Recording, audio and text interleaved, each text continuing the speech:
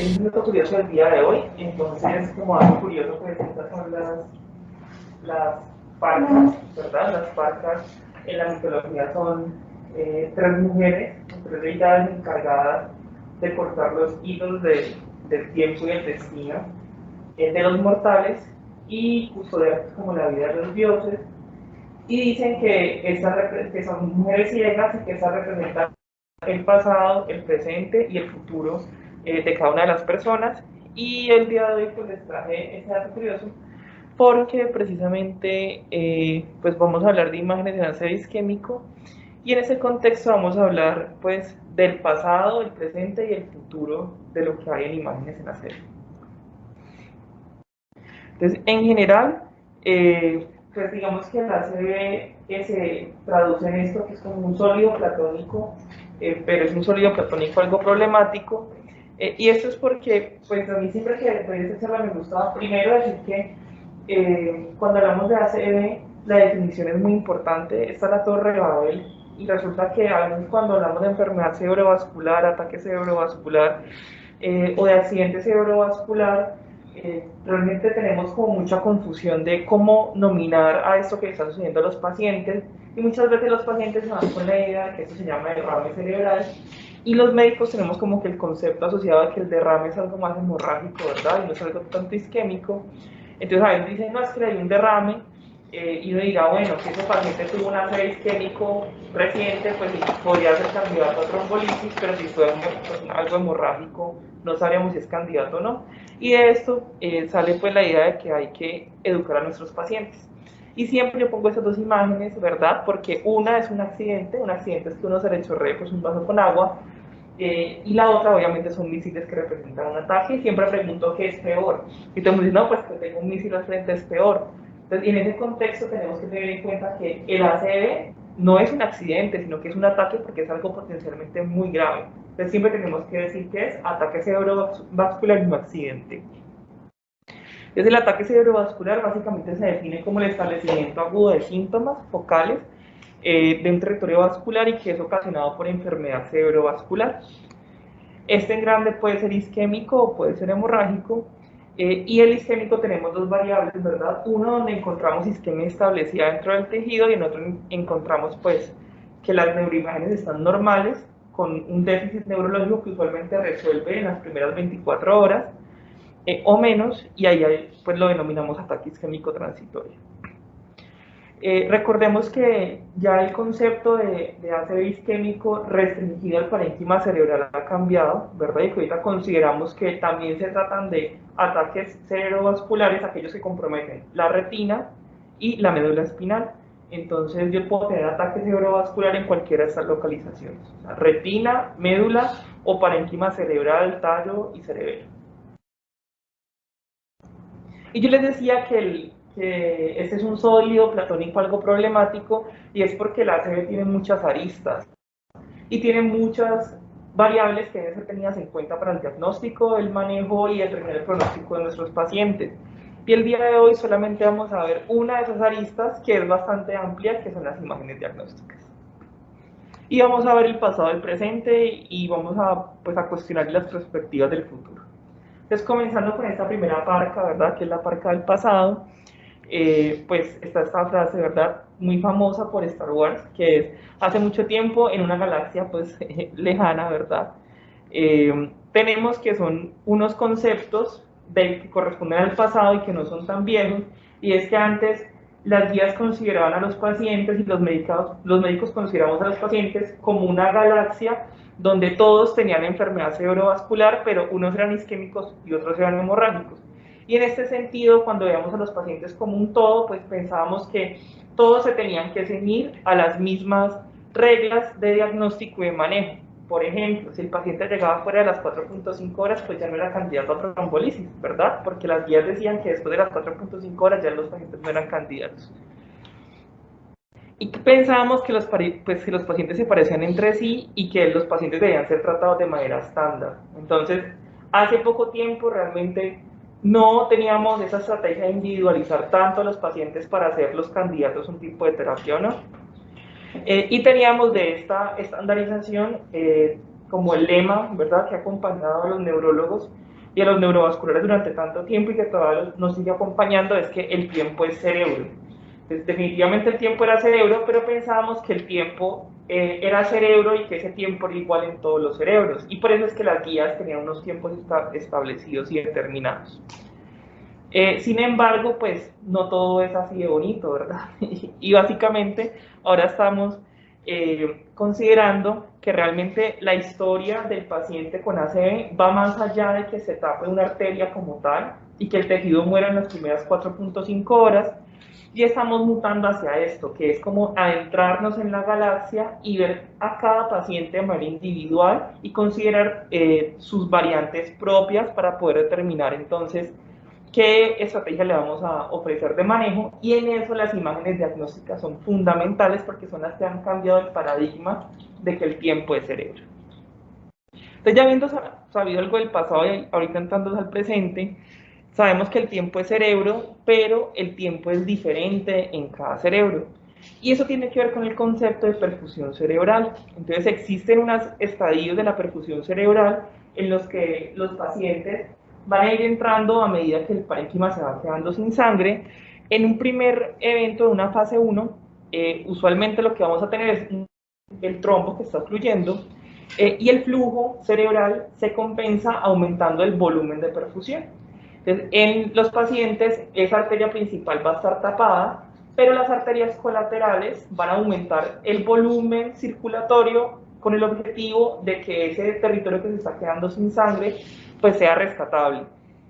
A medida que empieza el trombo a obstruir, hay que tener en cuenta que la reserva vascular del paciente siempre se va a reducir, pero el flujo se mantiene a medida que pues obviamente el volumen pues se preserva.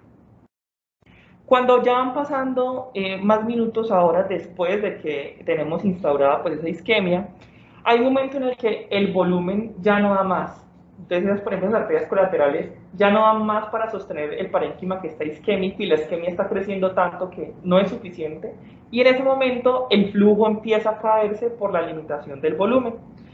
Y lo que hace el tejido, que es el tejido que está pues, hipoperfundido, es aumentar rápidamente la extracción de oxígeno. O sea, ya el tejido se empieza a quedar con sed de oxígeno y la extracción de oxígeno empieza a aumentarse, que sería esto que vemos en esta parte de la curva.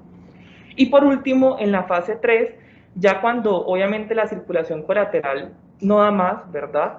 O ha mantenido su plató y la extracción de oxígeno está aumentada, ya pues básicamente va a haber un fracaso de las estrategias de compensación cerebral para mantener una adecuada perfusión, y en este punto ya vamos a tener que el flujo que venía cayendo termina de caer, el volumen ya no se puede mantener por la circulación colateral y cae, la fracción pues, de extracción de oxígeno del parénquima también cae, y al final esto se reduce en que la reserva vascular del paciente pues, se cae y básicamente entra a un estadio pues, ya de isquemia irreversible. En este contexto entonces tenemos que para mantener el flujo cerebral, pues la anatomía, obviamente la parte vascular es fundamental. Para mantener el volumen, tener una adecuada circulación colateral es la clave, porque la circulación colateral es como el marcapasos de este tiempo cerebral. Y obviamente tenemos pues unos factores no modificables como son la reserva cerebral. Y esto se traduce en estas imágenes, ¿verdad? Que es que tenemos una zona donde básicamente estamos en estadio 3, que es la zona del infarto, y tenemos otra zona donde estamos en estadio 2, que es la zona de penumbra, y una zona de estadio 1, que es la zona de oligoemia. Entonces, a medida que vamos avanzando en infarto, pues obviamente vamos progresando. Y yo les decía que en esto, pues de poder mantener la penumbra, el sistema de colaterales o de unas arterias accesorias que estén brindando sangre al tejido pues, que se está infartando es fundamental, y a este sistema se ha denominado sistema colateral. Y dicen que si el tiempo es cerebro, el sistema colateral un poco es como el marcapasos de este tiempo, o sea, es el que va a determinar qué tan rápido o qué tan lento el tejido se va a salvar o se va a morir. Y entonces el sistema colateral es como los Avengers, o sea, es como ese grupo de superhéroes que están presentes y que tienen que unirse en el momento en el que el parénquima se queda pues sin sangre. Y ese grupo es disperso y depende de muchos factores, es decir, no todos nacimos, ¿verdad? Y tenemos el mismo sistema colateral, sino que hay unas colaterales que vienen desde el nacimiento y que son, pues, digamos que la reserva que tiene el cerebro en caso de esas obstrucciones, como es el polígono de Willis que todos conocemos, ¿verdad? Que es una anastomosis de grandes arterias a nivel intracraneano, pero que tiene variabilidad dentro de la población, puede ser completo o incompleto. Pero también tenemos unas colaterales de arterias grandes que son extracraneales, como es el caso de las arterias que se comunican de la carótida externa con la circulación anterior. Y tenemos una serie de colaterales que van a ser constitutivas y que se van a ir incrementando con la edad dependiendo de los factores de riesgo del paciente, que particularmente son las colaterales leptomeningeas. Eso es como cuando uno somete al cerebro a hipoxia crónica debido a los factores de riesgo como la hipertensión, la diabetes, fumar, y el cerebro, como se va dando cuenta que se está quedando sin la reserva de oxígeno adecuada, entonces le empieza a decir las arterias, comuníquese, comuníquese, comuníquese, con el objetivo pues de que en caso de que haya una ACV, pues el parénquima no se quede sin sangre. Y es por eso que usualmente la colateralidad leptomeningia es mayor en los pacientes de edad avanzada y con factores de riesgo en comparación con los pacientes jóvenes, pues que no tienen ese tipo de colaterales constitutivos. Entonces ya sabemos más o menos cómo nombrar el ACV, ¿verdad? Sabemos que las imágenes han como cambiado el paradigma del tiempo de cerebro, sino que el tiempo es diferente en cada cerebro y que la circulación colateral parece ser el marcapasos de ese reloj, de ese tiempo. Y en el presente, pues la primera pregunta que vamos a responder es ¿para qué las imágenes? Y esto se resume en 7 interrogantes. Y con estos 7 interrogantes yo voy a poder tomar decisiones clínicas en mi paciente. Entonces, los primeros 4 interrogantes están enfocados en si yo puedo darle trombolisis o no a mi paciente. Y el primero que tenemos que responder es si el ACV es isquémico o hemorrágico. El segundo es que vamos a ver dónde está localizado y qué tan extenso es. Si tenemos un estudio de resonancia magnética, dependiendo de los hallazgos, yo podría determinar cuál es la causa o cuál es el radiotipo que tiene mi paciente, y ahí yo podría entrar a decir, este paciente es candidato o no a trombolizar a mi paciente. Las siguientes dos preguntas son las que están disponibles también en la mayoría de centros, que va a ser enfocado en si le puedo dar trombectomía o no. Y eso dependerá de si hay obstrucción de brazos proximales, y ahí podré determinar si es candidato. Y la última, que es como el concepto que ha revolucionado realmente las imágenes en la CB, es si hay penumbra o no, y si esa penumbra, incluso fuera del tiempo estándar de manejo, puede hacer candidato a mi paciente a recibir trombolisis o trombectomía.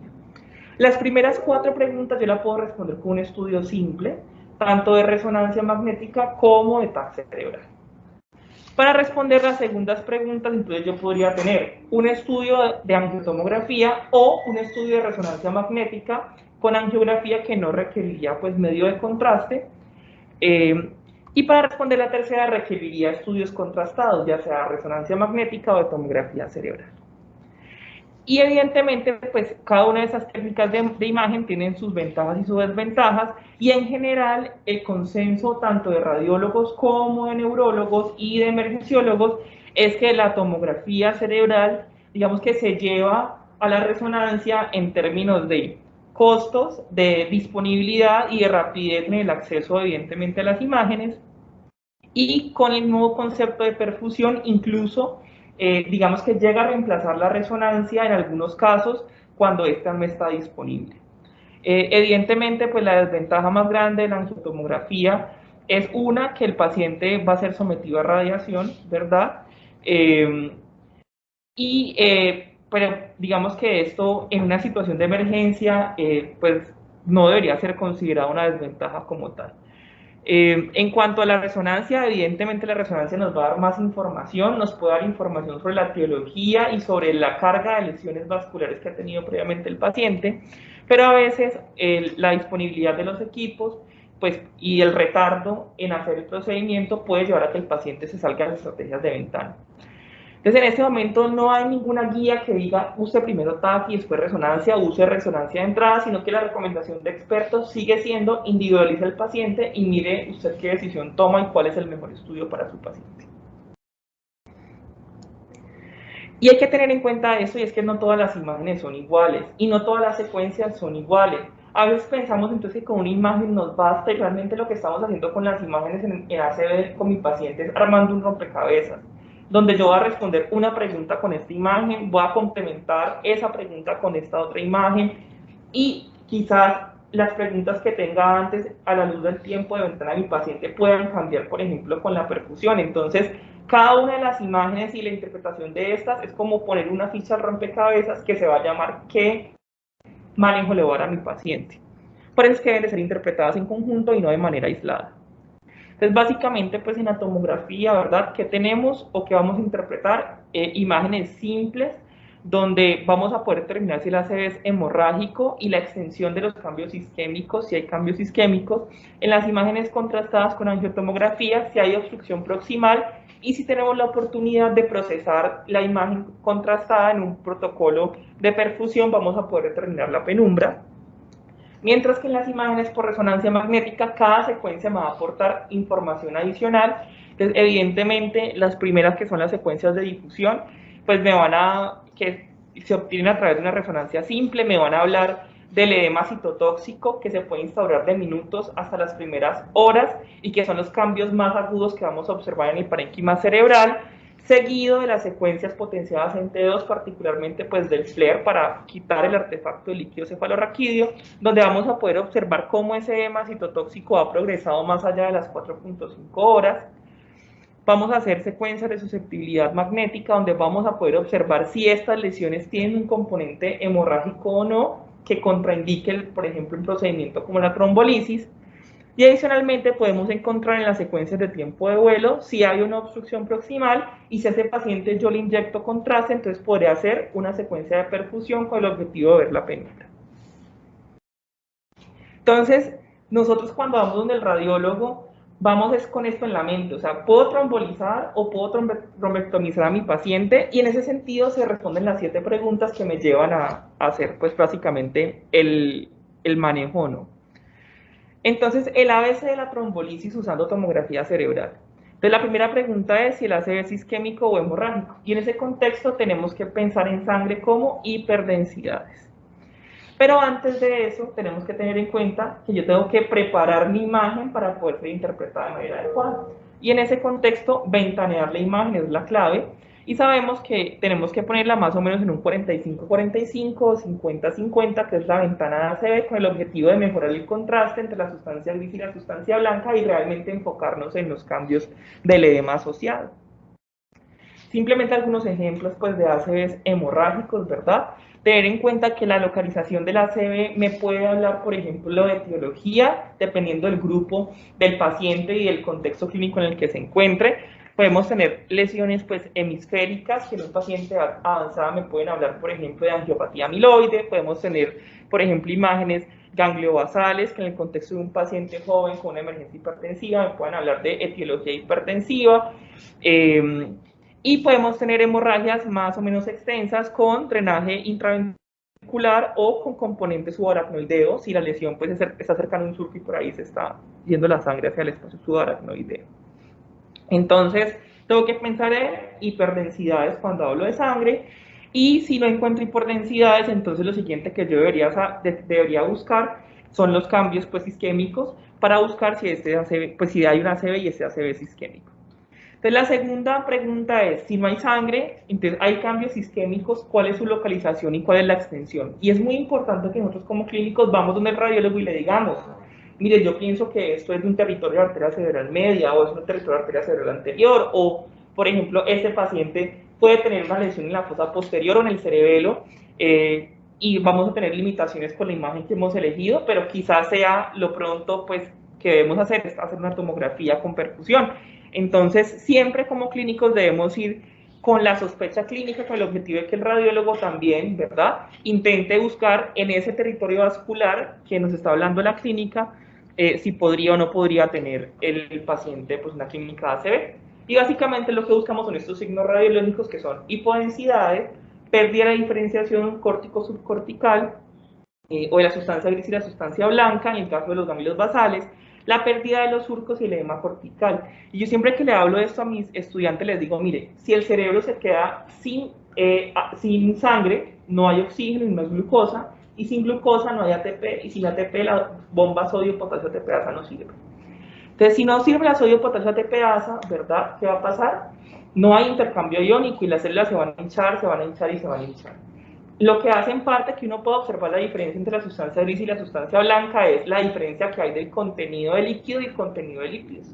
Entonces llega un punto en el que se hincha tanto la sustancia gris y se hincha tanto la sustancia blanca que ya es imposible diferenciarla. Entonces ahí tenemos uno de los signos, que es pérdida de la diferenciación entre la sustancia gris y la sustancia blanca. Lo otro que les digo yo es, miren cómo se ve el líquido en la tomografía. Entonces, ¿cómo se ve? Hipodenso al parénquima. Y si la célula se está llenando de líquido, entonces, ¿cómo se va a ver? Hipodensa. Por eso se ven hipodensidades. Y lo otro es que, si yo soy un surco y me empiezo a llenar de agua porque tengo edema, pues evidentemente los surcos se van a perder y lo que voy a ver es edema. Entonces, todos estos cambios radiológicos realmente surgen de la fisiopatología de lo que sucede en el parénquima cerebral. Entonces, ejemplos, claramente una hipodensidad extensa, ¿verdad? En el territorio de la arteria cerebral media izquierda. Aquí vamos a hacerle un zoom a esta imagen, que es algo muy sutil, pero pues si podemos ver aquí, podemos ver la diferenciación, ¿verdad?, entre la sustancia gris y la sustancia blanca, y podemos ver acá que esta diferenciación se ha perdido. Pues aquí podemos ver muy bien, o podríamos delinear muy bien la sustancia gris de la sustancia blanca, y podemos ver acá, encontramos pues una hipodensidad sin poder diferenciar bien a nivel pues de la ínsula.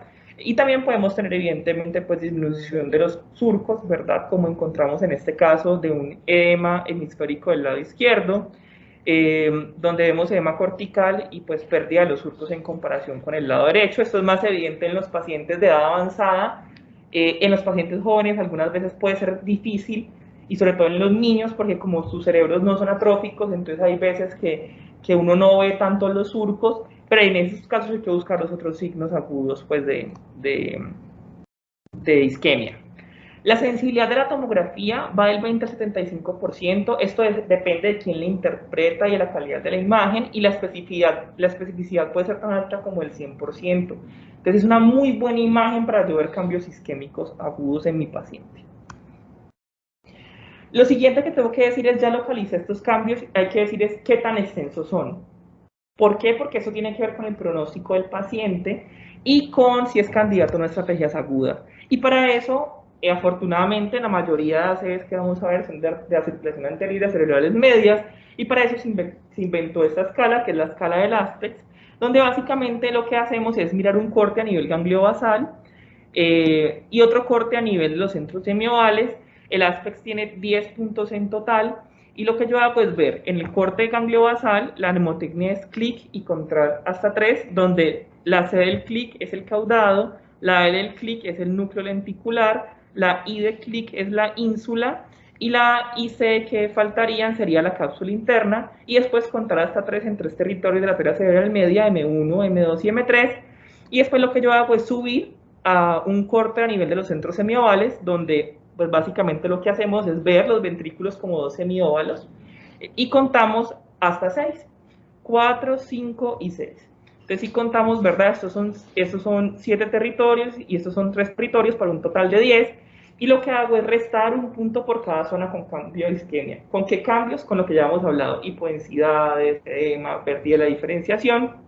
Si no hay isquemia, el Aspect va a ser 10 de 10, y por cada territorio que voy quitando voy restando 1, y el número mágico que le interesa al clínico es el 6 de 10. Cuando un paciente tiene un Aspect menor a 6, el riesgo de que sangre en comparación con un paciente que tiene un Aspect mayor a 6 con una estrategia de reperfusión como la trombolisis es 4.9 veces mayor. Esto quiere decir que a medida que el Aspect se reduce, el riesgo de un sangrado espontáneo intracraneal es mayor por el área de necrosis extensa, y evidentemente si a ese paciente yo le pongo trombolítico, pues le aumento ese riesgo de sangrado hasta 5 veces más. Y es por eso que tenemos muy en cuenta la extensión del infarto a nivel tomográfico. El Aspect también se considera un indicador indirecto de la colateralidad. Y esto es porque cuando yo encuentro, por ejemplo, una obstrucción proximal con un Aspect bajo, quiere decir que muy probablemente existen muchas arterias adicionales que están supliendo esa arteria principal que está obstruida. Entonces, encontrar Aspects altos en obstrucciones proximales me puede hablar de que la colateralidad del paciente es muy buena. Y este es el concepto, digamos que más moderno en cuanto a esto de las escalas para evaluar la parte de isquemia, y se llama el PC Aspects, que es un Aspects diseñado para la fosa posterior. Y ya sabemos que la tomografía tiene unas limitantes en la fosa posterior, ¿verdad? Particularmente por los artefactos de refracción del rayo, pero cuando podamos evaluarla, entonces deberemos evaluar también 10 territorios vasculares, donde básicamente incluye pues, la parte inferior del cerebelo, ¿verdad? La protuberancia, el mesencéfalo, los tálamos y la región occipital de la corteza cerebral. ¿Qué diferencia hay entre el Aspects y el PC Aspects? Pues ambos puntúan 10. La diferencia es que aquí tenemos ya en el Aspects cada uno puntúa 1 en territorio individual, pero en el PC Aspects el mesencéfalo y el puente puntúan 2 cada uno. Si yo encuentro hipodensidad en el mesencéfalo, entonces de 1 el PC Aspects resta 2, o sea que va a ser de 8. Este PC Aspects, justamente en el 2021, en este año, salió un artículo en febrero donde correlacionan el desenlace funcional del paciente con el puntaje del PC Aspects, y más o menos es la misma correlación del Aspects. Cuando el PC Aspects es menor a 6, el desenlace funcional es peor. Listo, entonces ya sé dónde está ya sé si es hemorrágico o no, si es isquémico, entonces ya sé dónde se encuentra y qué tan extenso es. Y lo siguiente que yo debería ver en un estudio simple es si hay o no hay signos de obstrucción proximal. Y eso se traduce en la hiperintensidad de las arterias cerebrales, hiperdensidad de las arterias cerebrales. Recordemos que la sangre se ve hiperdensa y el trombo es sangre. Y como las arterias son lineales, entonces ver sangre agrupada lineal dentro de una arteria, pues básicamente lo que va a hacer es que vamos a ver esto, que es el signo tradicional, que es el signo de la cuerda, ¿verdad? Que se debe buscar cerca del valle silviano, en el territorio arterial cerebral media. Aquí podemos ver claramente cómo se ve una hiperdensidad lineal de este lado, una hiperdensidad lineal de este lado, y en este caso encontramos una hiperdensidad lineal bilateral por una obstrucción bilateral de las cerebrales medias, pues que es una catástrofe, digamos, a nivel cerebral. ¿Cuál es la sensibilidad de este signo? Del 30%. Este quiere decir que si yo no veo el signo, el paciente puede que tenga obstrucción proximal. Y la especificidad del 100%. O sea, si lo veo, hay un alto chance de que esté obstruido, pero si no lo veo, no lo puedo descartar. Y es por eso que siempre que encontremos lesiones isquémicas, tenemos que hacer el complemento de la angiotomografía para confirmar o no que haya obstrucción proximal en mi paciente. Entonces, hasta aquí yo ya podría trombolizar al paciente. ¿Y cómo lo trombolizaría?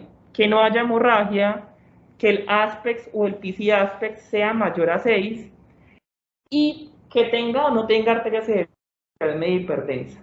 O sea, yo ahí ya podría decir, si el paciente no tiene sangrado, tiene clínica sugestiva y el Aspects es mayor a 6, yo podría trombolizarlo si no hay contraindicación para la trombolisis. ¿En qué contexto? En el contexto clínico adecuado. Podría trombolizar. Y esto cambia un poco usando la resonancia cerebral. Entonces, yo podría trombolizar así con el TAC, y cómo trombolizaría con la resonancia. Entonces, lo mismo. Entonces, ¿qué tengo que tener en cuenta? Que evidentemente que no haya hemorragia, ¿verdad? Y ahí básicamente lo que tenemos que apoyarnos son de las secuencias de susceptibilidad o ecogradiente. Recordemos que si el sangrado es un sangrado hiperagudo, se va a ver isodenso en las secuencias potenciadas en T1, se va a ver hiperdenso en las secuencias potenciadas en T2 y va a tener representación en el ecogradiente. Esta imagen me parece una imagen muy linda donde lo que hacen es superponer el ecogradiente pues a un T2 y a un FLAIR, donde vemos pues que evidentemente la sangre se ve hiperdensa, y miren cómo se ve isodensa en el T1, y a este paciente, si le hubiéramos hecho una tomografía cerebral, claramente se vería pues, digo, isointenso, se vería hiperdenso. Entonces se ve hiperdenso en la tomografía, y aquí es isointenso, hiperintenso pues en las secuencias potenciadas en T2 y con representación en el gradiente. Recordemos que la intensidad del sangrado va a variar dependiendo de los días. Les recuerdo que es isointenso e hiperintenso, porque si el paciente tiene clínica aguda, pues vamos a ver la sangre de manera aguda. Y aquí otra cosa importante es que el número de petequias puede indicar el riesgo de sangrado. Y eso es importante sobre todo en pacientes de edad avanzada con angiopatía amiloide, en los cuales si tenemos más de 10 petequias parenquimatosas, el riesgo de que ese paciente sangre es mucho.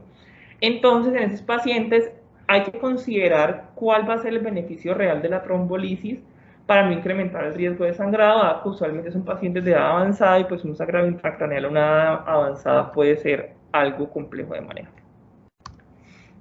Lo siguiente que debería hacer es mirar la localización y la extensión, que básicamente la vamos a ver con la restricción en las secuencias de difusión y la hiperintensidad en el FLAIR. Recordemos que básicamente cuando el ACV es un ACV agudo menor a 4.5 horas, voy a tener representación en las secuencias de difusión sin representación en las secuencias potenciadas en T2 como el FLAIR.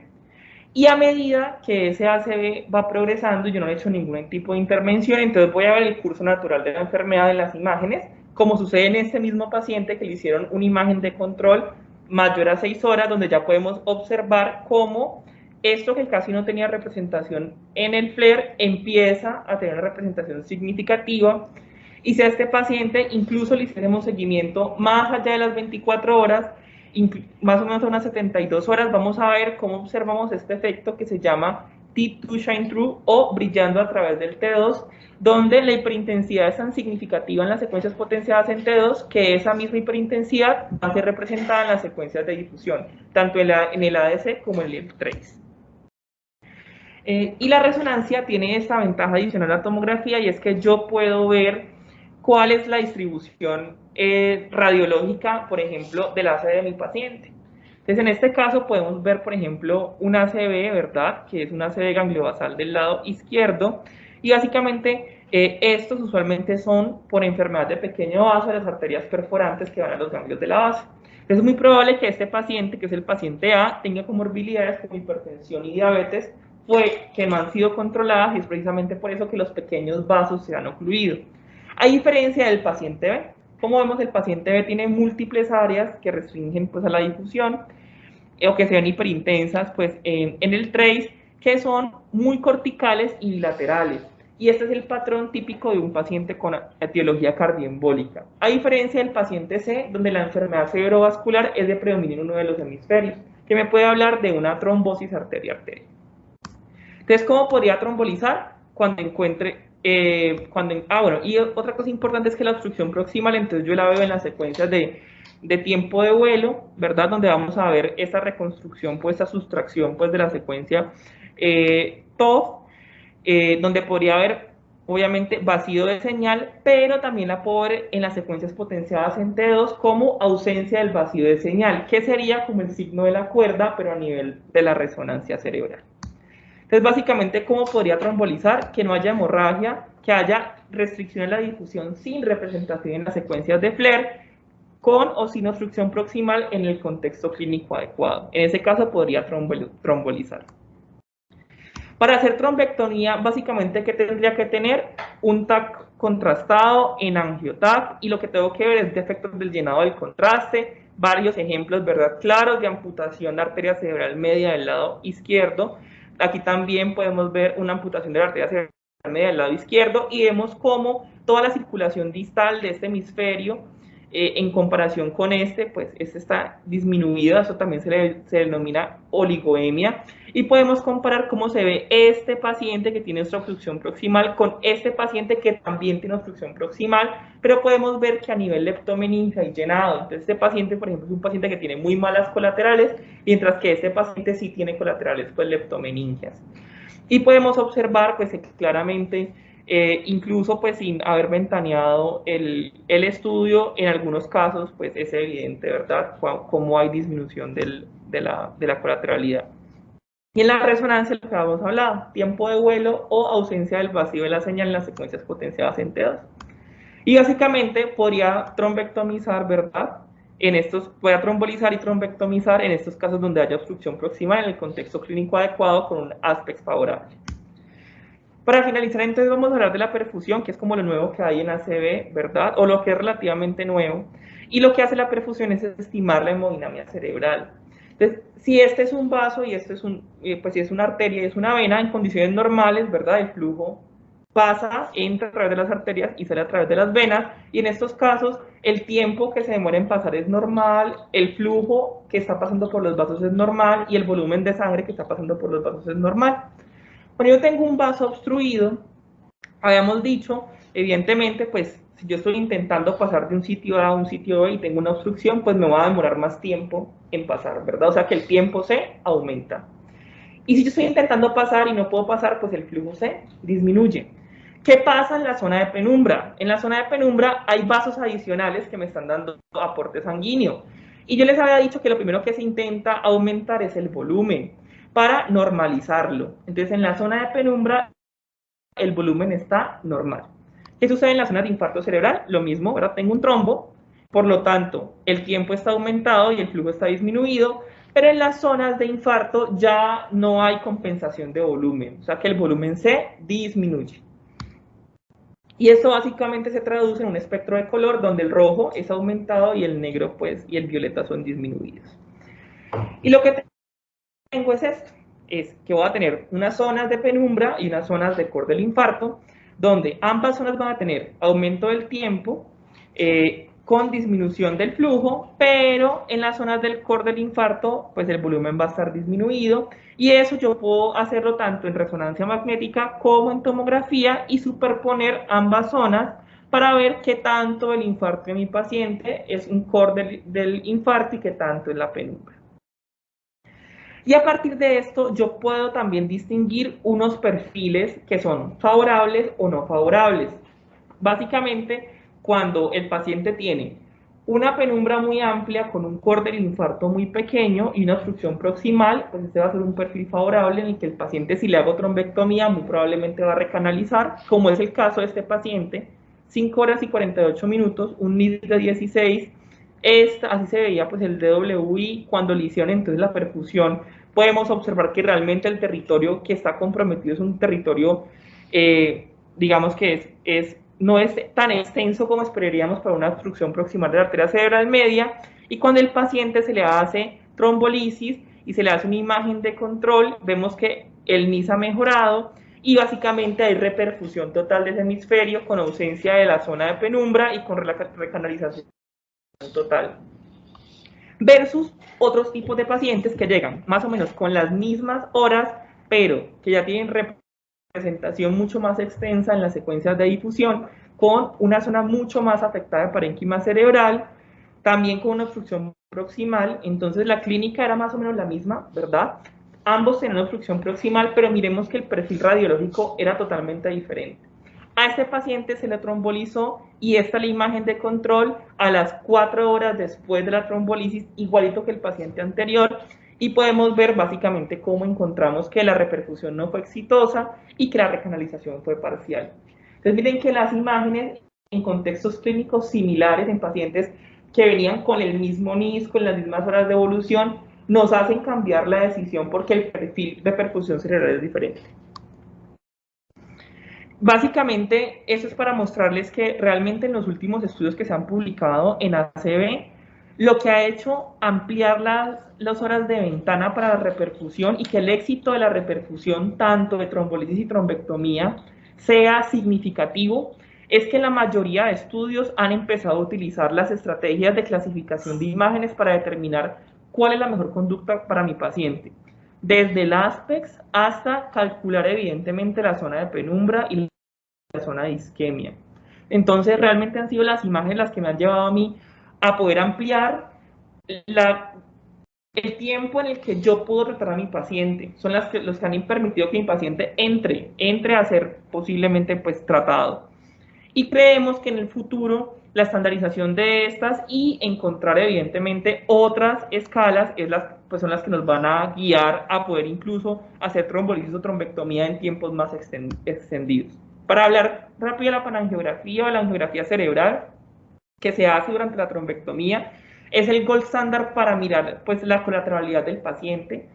Si bien hemos hablado de colaterales a través pues, de la tomografía y la angiotomografía, es importante decir que ese es el gold standard y que lo que uno podría ver es un estimado de colaterales en las secuencias de perfusión, en las últimas secuencias donde se están viendo la parte arterial, pero es la angiografía la que me da pues, el gold standard. Podemos ver claramente cuando un paciente pues, no tiene colaterales, cuando tiene unas colaterales que son pues básicamente como periféricas a la zona de isquemia, pero son muy pobres, cuando hay colaterales significativas y el vacío, pues, y el llenado es rápido o es lento de las mismas, y así se clasifica, y eso tiene que ver, pues, con el pronóstico de los pacientes. Y por último, pues, hablar del TISI, que es la escala que me habla del grado de repercusión o de éxito de la trombectomía. Evidentemente, pues, entre el TISI sea más alto, indica que la trombectomía fue o tuvo un éxito mayor, así como es el MIDI, pues, a nivel cardíaco. Algo muy corto sobre el futuro, pues el futuro realmente es ahora, y lo que se está tratando de hacer es buscar nuevos marcadores y nuevas escalas con las imágenes convencionales que ya se tienen, que tienen un muy buen rendimiento en el diagnóstico del paciente, ¿verdad?, con enfermedad cerebrovascular, con el objetivo de ampliar las ventanas, y no solamente eso, sino también determinar, por ejemplo, desde el punto de vista clínico, cuando las decisiones son difíciles de tomar, en el caso, por ejemplo, de pacientes con compromisos clínicos muy pequeños, pero con obstrucciones o compromisos radiológicos más extensos, cuando esos pacientes se pueden beneficiar o no de un procedimiento inmediato o de un procedimiento en las primeras 24 horas o incluso en la primera semana. Entonces, probablemente sea no la parte clínica, sino el estudio de la hemodinamia cerebral el que me diga si ese paciente debería ser candidato o no, teniendo una clínica menor, a un procedimiento agudo de intervención. Por ejemplo, en el caso, pues, clásico de la obstrucción proximal con un MIS menor a 5, que todavía no sabemos si la trombectomía debería o no debería ser emergente. Y eso es lo que les traía para hoy de imágenes en ACV isquémico.